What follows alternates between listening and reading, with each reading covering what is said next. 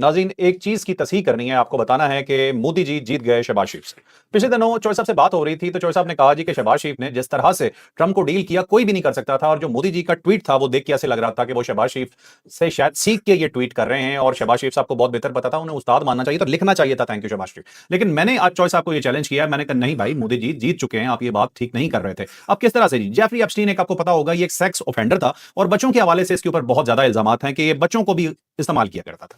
तो जब Jeffrey Epstein साहब की जो फाइल्स में से चीज बरामद हुई तो पता चला उन्होंने मोदी को मशवरा दिया था, और ये मशवरा मोदी ने मांगा था कि मैं डोनाल्ड ट्रंप को कैसे खुश कर सकता हूं। तो मोदी जी को मशवरा दिया है ये जेफरी एप्स्टीन ने। उन्होंने कहा है जी कि आप इसराइल जाके नाचें, क्योंकि ट्रंप उधर थे, तो ये फौरन एग्री कर गए, क्योंकि बॉलीवुड तो है, ये समझते थे नाचना शाचना तो आता है, और हमारे सूत्रों के अनुसार बहुत गंदा नाचे, बहुत बुरा नाचे।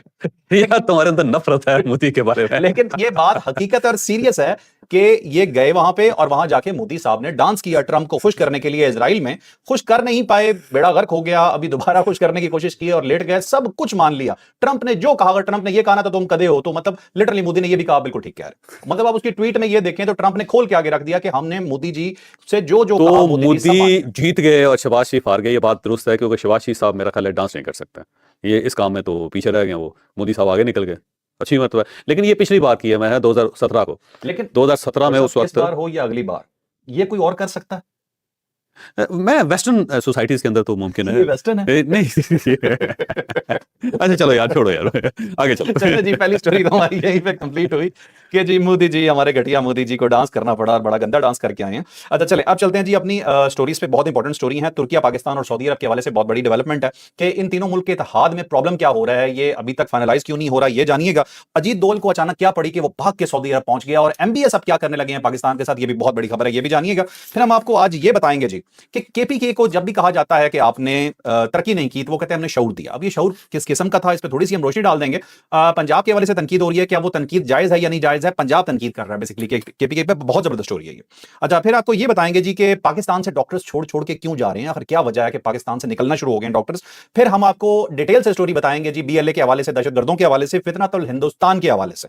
कुछ वीडियोज हमारे सामने से गुजरी और वो बहुत ही इंपॉर्टेंट वीडियोज हैं। पता लगा जी कि पीटीआई इन्वॉल्व है, कहां पीटीआई इन्वॉल्व है ये भी जानिएगा। फिर ये बताएंगे कि जब बीएलए के लोगों के साथ इंटेरोगेशन होती है तो उस वक्त इन दहशतगर्दों का, इन शयातीन का हाल क्या होता है, ये भी आज की स्टोरी में आपको बताने जा रहे हैं। और उसके अलावा ये बताएंगे आपको, जो मैं कहता हूं सबसे ही शायद बड़ी खबर हो जाए, कि बशीर जेब ने मांग लिया है पाकिस्तान से कुछ बड़े लोगों को। उसमें एक नाम ऐसा है जिसका ताल्लुक बीएलए से नहीं है, वो पाकिस्तान की किसी सियासी फैमिली से ताल्लुक रखती हैं। कौन है ये जानिएगा, बहुत बड़ी स्टोरी है। और फिर साथ हम आपको ये बताएंगे कि किसी एक साबिक सेक्रेटरी खारजा ने बहुत बड़े इल्जामात लगा दिए हैं, कुछ इंकशाफात किए हैं, ऑल्दो कि मैं उनके इंकशाफात से थोड़ा सा डिफर कर रहा हूं, मुझे नहीं लग रहा चीजें ऐसी ही होंगी। शमशाद अहमद खान साहब ने शहबाज शरीफ के हवाले से और नवाज शरीफ के हवाले से कुछ बातें की हैं, वो आपको बताएंगे कि वो क्या है। और फील्ड मार्शल साहब ने क्वेटा का दौरा किया है, और इस दौरे में उन्होंने क्या बड़ा फैसला कर लिया है जाके, ये भी जानिएगा आज के वीलॉग में। तो ये थी हमारी हेडलाइंस। और जावेद चौधरी साहब के कॉलम अगर आप पढ़ना चाहते हैं तो javed.ch.com पे जाके पढ़ना बिल्कुल ना भूलिएगा। अब चौधरी साहब की मौजूदगी का फायदा उठाते हुए सीधा पहला सवाल उनसे मैं ये करता हूं कि फील्ड मार्शल ने क्वेटा में क्या किया? अब कोटा गए हैं वो, और वहां पे जख्मी जो सोल्जर्स हैं उनके साथ उन्होंने इयादत उनकी की, उनसे मुलाकात की, और उसके बाद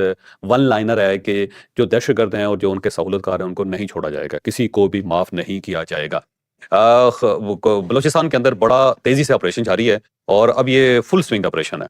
पहले अगर फर्ज करें कि 10% हो रहा था, तो अब 80% 90% ये ऑपरेशन हो रहा है, और मजीद दस्ते जो फौज के वहां पे भेजे जा रहे हैं, और वो तलाश कर करके दहशतगर्दों को एलिमिनेट कर रहे हैं, जहन्नुम हासिल कर रहे हैं। और इसमें अब एयरफोर्स भी इन्वॉल्व है, एयरफोर्स और हमारा सैटेलाइट सिस्टम जो है वो, और ड्रोन सिस्टम है वो, और अब बड़े ड्रोन जो हैं सारे प्रॉपर जो ड्रोन होते हैं जिनके ऊपर वेपन भी होता है, उनको इस्तेमाल किया जा रहा है। और बड़ा महंगा जो वेपन्स हैं, महंगे जो हमारे मिसाइल हैं, वो इस्तेमाल किए जा रहे हैं, यूएवीज।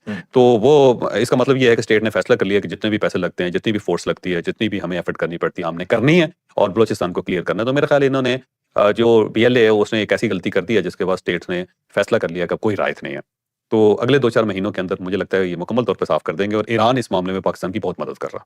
ठीक है, बिल्कुल ठीक। और साथ ही ये एपेक्स कमेटी है, वो भी बड़ा एक दिलचस्प इंसिडेंट हुआ है पेशावर के अंदर। एपेक्स कमेटी जो खैबर पख्तूनख्वा की है, उसमें चीफ मिनिस्टर साहब की मुलाकात फिर कोर कमांडर साहब से होगी, लेफ्टिनेंट जनरल उमर बुखारी नाम है इनका, और आईजीएफसी भी थे वहाँ पे। तो ये बड़ी दिलचस्प बात है कि ये अवॉइड करते थे फौज से, और इनके साथ मिलना नहीं चाहते थे, बैठना नहीं चाहते थे, लेकिन अल्टीमेटली बैठना पड़ गया। और ये जो मियां शहबाज शरीफ साहब के साथ इनकी मुलाकात है, उसके बाद मामलात कोई बदलते हुए नजर आ रहे हैं। मुझे लगता है कि ये गुड बॉय बाकी बन गए हुए हैं सुहेल अफरीदी साहब। तो अब पार्टी देखें इनके साथ क्या करती है। शोएब साहब गुड बॉय तो वंडर बॉय नहीं? नहीं, वंडर बॉय नहीं, वंडर बॉय आने वाले दिनों में बनेंगे ये, मेरा ख्याल है अच्छा, देखिए 1-2 महीने लगेंगे, हाँ। उसके बाद फिर वंडर बॉय हो सकते हैं, लेकिन सिर्फ ये गुड बॉय बने हैं। और नहीं, गुड अभी बॉय का जो तरीका ये ये कर रहे हैं लोग हैरान तो हो रहे हैं ना, वंडर तो हो रहा है ना, पीटीआई को हैरान कीजिए। ठीक है।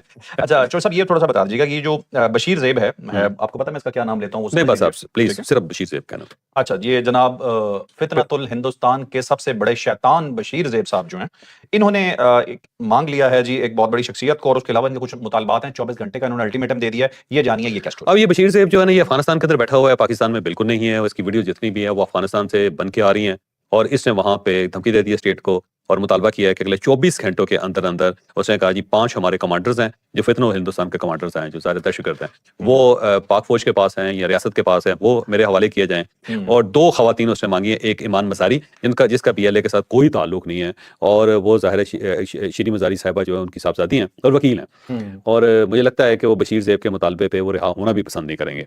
एक तो उसने उनका नाम लिया है कि ईमान मज़ारी साहिबा को हमारे हवाले किया जाए या रिहा किया जाए। दूसरा द्रेशम बलोच जो है, जिसकी वीडियो भी आई है, और वो वीडियो के अंदर वो कह भी रही हैं, वो बड़ी वायरल है इस वीडियो, उसमें वो कह रही हैं कि मुझे मेरे बारे में ये खबर मशहूर की गई कि मैं खुद कुछ हमले में मारी गई हूँ, जबकि ऐसा नहीं है, मेरी जगह किसी और जो लड़की थी वो मारी गई थी। मुझे एफसी ने गिरफ्तार कर लिया, मैं एफसी की हिरासत में हूँ और मैं बड़ी कंफर्टेबल हूँ, मुझे इन्होंने खाना भी दिया है और दूसरा इन्होंने रखा भी ठीक है मुझे। ठीक। और साथ उन्होंने कहा जी कि मैं अपनी जो बलोच कौम है उसको ये मशवरा दे रही हूँ कि मेरे नक्शे कदम पे बिल्कुल ना चलें आप, और दूसरा ये जो लोग हैं बीएलए के, ये ठीक नहीं है, ये खवातीन को मिसयूज करते हैं, और आप अपनी इज्जत को बचाएं और अपनी जान को बचाएं, और ये लोग मुल्क दुश्मन है, ये कोई रियासत के हामी नहीं है और बलोचों के हामी भी नहीं है। तो उस जो द्रेशम बलोच है जो इस वक्त रियासत का बयान कर रही है, और जो ये कह रही है कि जी मैं बिल्कुल कंफर्टेबल हूँ और मैंने गलती की है और मैं अपने बहनों और भाइयों को मना करना चाहती हूँ कि आप इस तहरीक का हिस्सा ना बने, उसको भी मांग लिया है बशीर ज़ेब ने कि इसको भी रिहा किया जाए। ठीक है। लेकिन ज़ाहिर है ये मुतालबा बिल्कुल मुझे नहीं लगता कि माना जाएगा किसी कीमत पे भी। अब ये मुतालबा माना नहीं जाएगा तो 24 घंटे के बाद उन्होंने लाए अमल का इजहार करना है बशीर ज़ेब ने, तो वही कहेगा जी मैं दोबारा हमला करने लगा हूँ। लेकिन वो ज़ाहिर है इस साइड से अब स्टेट बहुत तैयार बैठी हुई है, ये आए नहीं और मरे नहीं। तो ऐसा मारंग लांगू को नहीं मांगा? मारंग अजीब बात है वैसे, कि जबकि मारंग बलोच को मांगना चाहिए था उसे, सबसे बड़ी लीडर तो वही थी, लेकिन मारंग बलोच का उसने पता नहीं क्यों नहीं नाम लिया। शायद वो महसूस कर रहा होगा कि ये रियासत के साथ मिल गई है और अब मुझे इसका कोई खास फायदा नहीं है, क्योंकि मारंग बलोच और उनकी जो पूरी कमेटी थी वो सारी की सारी जो है बैक बर्नर पे चले गए। उनकी तरफ से आपने मुद्दत होगी कोई, ना कोई प्रेस रिलीज देखी होगी, ना कोई बयान देखा होगा, ना कोई मुतालबा देखा होगा। तो जब वो पूरे लोग ही गायब हो गए तो मुझे लगता है कि बशीर ज़ेब मायूस हो गए इनसे। बिल्कुल ठीक है। अब आपको बताते हैं जी कि बीएलए के शयातीन जो हैं इनके 2 बड़े बहादुरी के किस्से, ऐसी-ऐसी बहादुरी कि आप देख के परेशान हो जाएंगे, जब इनके साथ इंटरोगेशन होती है तो क्या कुछ अंदर निकल जाता है। ये देखिएगा और फिर अब आपको ये बताएंगे कि पीटीआई के साथ भी नाम जोड़ा जा रहा है बीएलए का, इसकी क्या हकीकत है। अब ये देखो बीएलए के खिलाफ हूं मैं, और उसकी वजह यह है कि वो रियासत को चैलेंज कर रही है और रियासत के ऊपर हमला कर रही है, रियासत के लोगों को शहीद कर रही है, मासूम लोगों को शहीद कर रही है। कोई एक भी ऐसा वीलॉक नहीं है, कोई एक भी ऐसी जगह नहीं जिसमें मैंने बीएलए की हमायत की हो या आपने हमायत की, और कोई पाकिस्तानी हमायत कर भी नहीं सकता। लेकिन जिस टाइप की वीडियो बना के इसको रिलीज किया जा रहा है वो मेरा ख्याल है बहुत ज्यादा लो है। इस तरह नहीं होना चाहिए कि जैसे कि वो एक वीडियो है जिसके अंदर बीएलए के खिलाफ तफ्तीश हो रही है और उसका पेशाब निकल गया और ये बताया जा रहा है कि ये देखें बहादुर आदमी। मेरा ख्याल है इस लेवल पे नहीं जाना चाहिए, किसी को भी नहीं जाना तो चाहिए। सब जिस लेवल पे वो जा रहे हैं उस लेवल पे जाना चाहिए। ठीक है, आप देखो आप उनका मुकाबला कर रहे हैं, आप उनको मार रहे हैं, हमारे कोई मसला नहीं, उनकी बहादुरी दिखा रहे लेकिन हैं ना एक कि लेवल, ये लेवल जो है ना स्टेट का, ये लेवल नहीं है। बंदूक उठा के आम आदमी को मारते हैं और जब बंदूक सामने सर आती है तो ये होता है। आप मार रहे हैं ना, हम सब मार रहे हैं ना, कोई 200-250 बंदा मारा है, उनकी लाशें भी दिखाई हैं, लाशें पड़ी हुई हैं। ये स्टेट को इस लेवल पे ऑपरेट करना चाहिए।